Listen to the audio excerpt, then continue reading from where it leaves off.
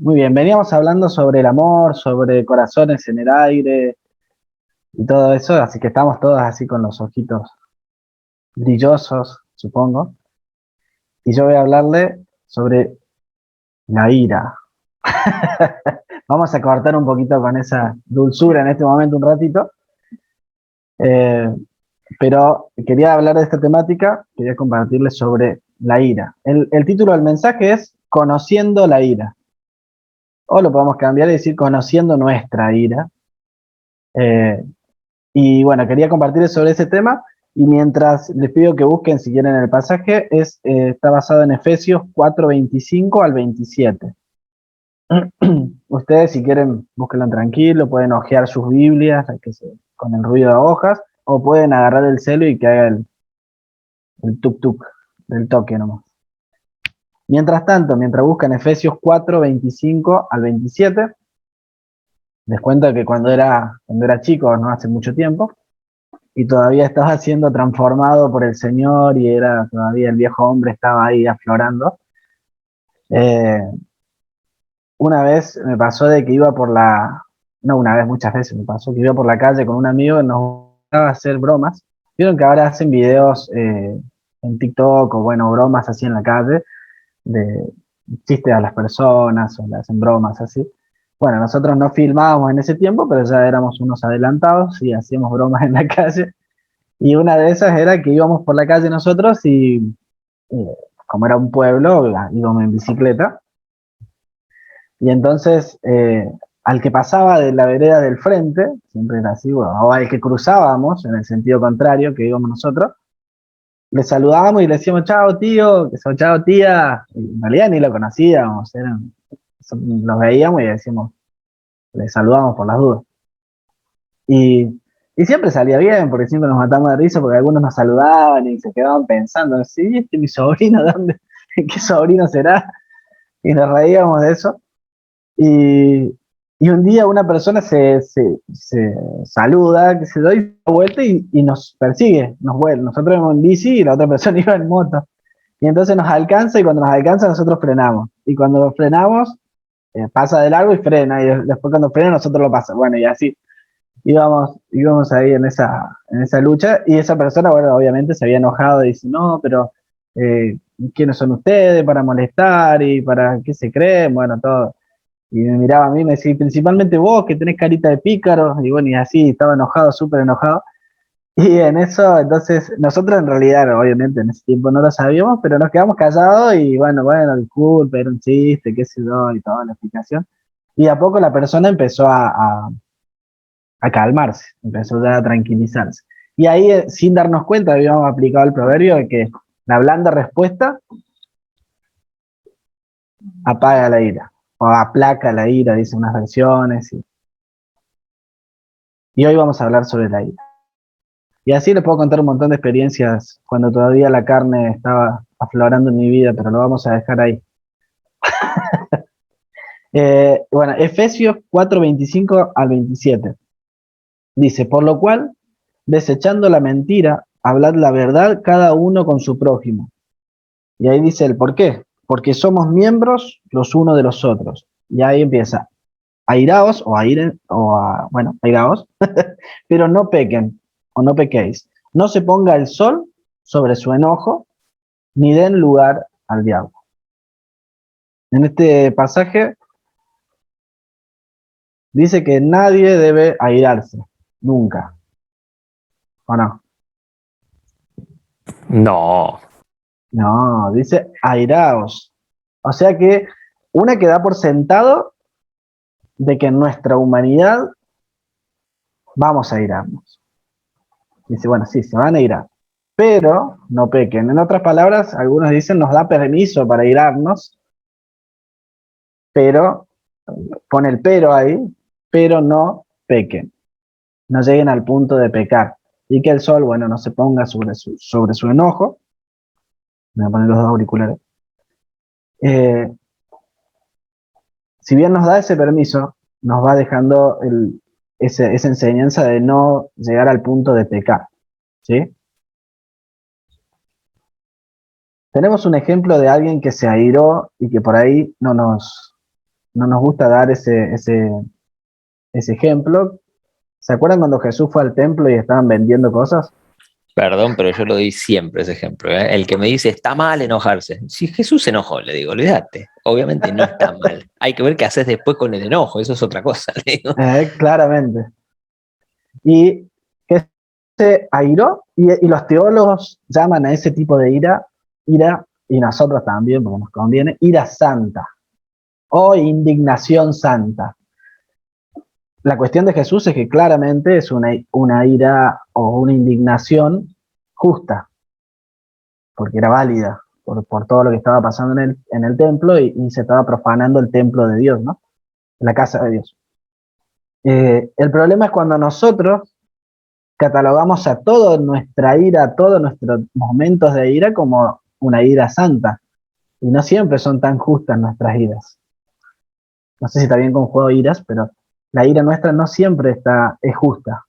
A veces nos airamos y en realidad nos airamos sin sentido o por algo que no vale la pena, o nos pasamos de la raya y a veces estamos airados por algo y reaccionamos mal y hacemos mal a la otra persona, dañamos a la otra persona. Entonces, no siempre va a ser esa ira santa o esa ira eh, correcta, justa.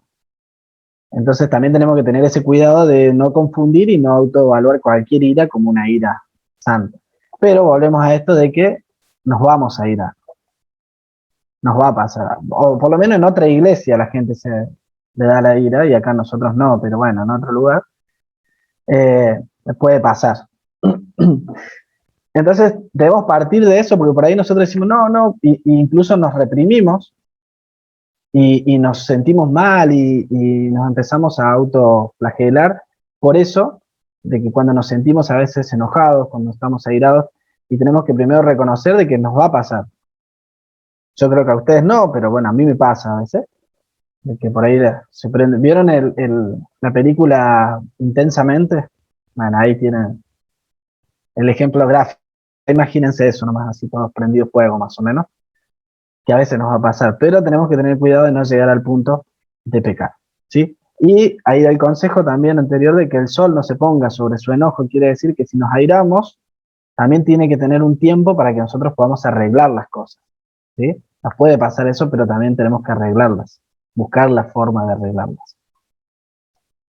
Ahora, hay algo que puede ayudarnos a nosotros a controlar, si se podría decir, o a disipar un poquito la ira, y es algo del fruto del espíritu, una parte de todos los componentes que se habla del fruto del espíritu, que está en Gálatas 5, 22 y 23, si no me equivoco, que es el dominio propio.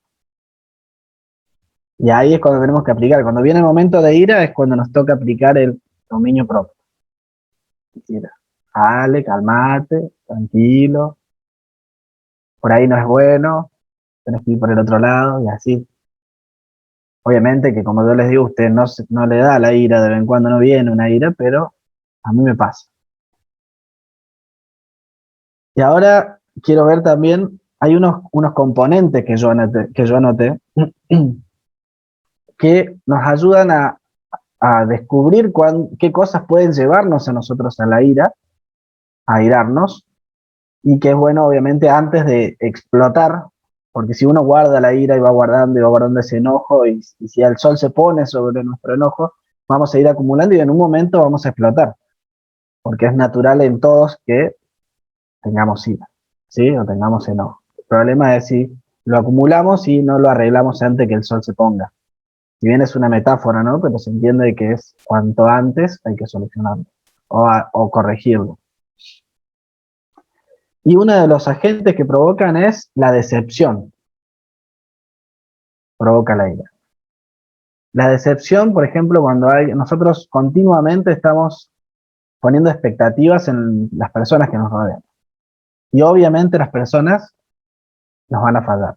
En algún momento nos van a fallar. ¿Sí? Ustedes los ven así a Pedro con todo amor y todo así, todo, pero en algún momento por ahí puede ser que se equivoque Pedro. En algún momento no lavará los platos. En algún momento no lavará los platos, dice Megu, pero bueno. No sé de dónde sacó ese ejemplo, pero bueno. en algún momento las personas nos van a fallar, porque también, así como todos tenemos momentos de ira, también todos nos equivocamos. En algún momento cometemos errores y decepcionamos a otros.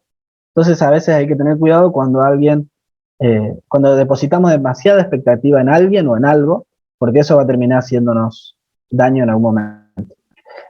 Otra cosa que puede llevarnos a la ira y que está relacionado con lo anterior es la frustración. Nos airamos también a veces cuando nos frustramos mucho. Por ejemplo, cuando alguien nos falla repetidamente, cuando alguien nos decepciona, y ahí ya decimos, no, pero este no va a cambiar más. Señor, te lo encomiendo. Señor, llévatelo y olvídate dónde lo llevaste, no sé. Déjalo por ahí. Y a veces esas frustraciones, o a veces no solamente es por una persona, sino también por fracasos propios que nos llevan a nosotros a estar airados continuamente. Nosotros ahora usamos la palabra ira, pero en este contexto ahora, pero en realidad a veces vemos personas que están continuamente amargadas. Entonces, este es un amargado, amargada, todo el tiempo está así, amargado. Todo el tiempo tiene una cara que vos decís, te arruina el día, lo ves y te arruina el día. Muchas veces esa persona, y en la primera de cambio que vos le decís algo, ya se le salta la térmica, dicen en Córdoba. Se le salta la térmica y ya empieza a enojarse y a tratar mal a las personas. Y a veces las personas que sufren frustración porque han fracasado mucho en proyectos personales, han fracasado en cosas que quisieron lograr y no alcanzaron a hacerlas, o incluso también lo mismo, que muchas personas las han decepcionado y también van acumulando esa frustración y eso los lleva después a descargarse con ira, ¿no? Y eso puede pasar y nosotros por eso yo el título le puse Conociendo la ira, ¿no? Porque muchas veces nosotros no percibimos eso cuando vemos un amargado, decimos, este amargado, y por ahí prejuzgamos y no sabemos qué atravesó en su vida. Y el tercer punto que yo anoté como para identificar también la ira es el sufrimiento y el dolor. Obviamente que hay un montón de factores que pueden llevarnos a nosotros la ira. Yo solo quise tomar 3 para no extenderme tanto. Es el sufrimiento y el dolor. Una persona que tiene ira o que está frustrada o que ha sido decepcionada, muchas veces está dolida. Y entonces al tener ese dolor dentro, cualquier cosita que viene alguien y le dice, ya de vuelta, salta la térmica de nuevo y se enoja rápido y activa rápido en enojarse y en tratar mal a las personas. Y a veces esa persona en realidad está atravesando un tiempo de dolor y nosotros decimos, no, pero este amargado o esta amargada o este que se enoja rápido. Podríamos usar otros términos también, pero en el contexto que estamos no lo solemos usar, pero se enoja rápido, se altera rápido. Y a veces yo notaba esto y decía de que a veces nosotros perdemos el ojo misericordioso y solamente pensamos en este que está enojado y viene y me arruina el día, y este que se altera rápido, y en realidad no pensamos en qué le estará pasando a este que cruzamos nosotros en el día a día. Capaz que esta persona está sufriendo, capaz que está viviendo frustración en toda su vida, o está pasándola mal, o en ese momento específico está dolido por algo y cuando quiere hacer algo le sale mal y se altera y quizás si nosotros tuviéramos ese ojo misericordioso muchas veces, le preguntaríamos, che, ¿cómo estás? ¿Te puedo ayudar? Porque hay que ver cómo reaccionamos, pues yo puse como interrogante también, cómo reaccionamos cuando vemos a alguien que está airado. Simplemente decimos, me viene a arruinar el día, aunque tengamos razón un poquito, ¿no? Porque nosotros no tenemos por qué estar cargando, en nuestro discurso también, por qué estar cargando con la situación del otro, decimos a veces, ¿no? ¿Por qué tengo que yo aguantarlo a este o a esta si yo no le hice nada o no tengo nada que ver?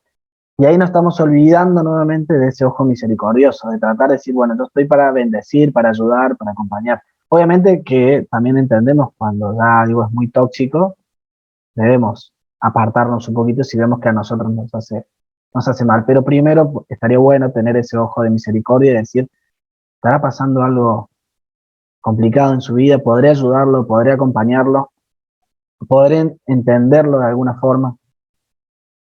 Que sería bueno que cada uno de nosotros podamos, a la hora de analizar si alguien está pasado de revoluciones o viene y nos trata mal y nos maltrata de alguna forma, obviamente que, como decía recién, tenemos que alejarnos de si nos hace daño realmente, pero también tener esa consideración de decir, si puedo ayudarlo, tener la disposición de hacerlo, tener ese ojo misericordioso. Porque en otro momento también nosotros podemos estar en ese lugar de frustración, en ese lugar de dolor, y es bueno de que alguien venga y en lugar de criticarnos o separarse de nosotros, alejarse de nosotros, simplemente nos escuche, nos hable. Y a veces nos olvidamos que la otra persona también atraviesa por situaciones como nosotros atravesamos. Y hoy quería invitarlos a eso, a que además de conocer la ira, de cómo a veces, qué cosas nos llevan a la ira, de que podamos tener esa capacidad de darnos cuenta y de escuchar al otro que está atravesando esa etapa de ira, o ese momento de ira. Que no simplemente nos alejemos y lo dejemos de lado, sino de que podamos escuchar, que podamos tener esa capacidad de acercarnos y de poder hablarles.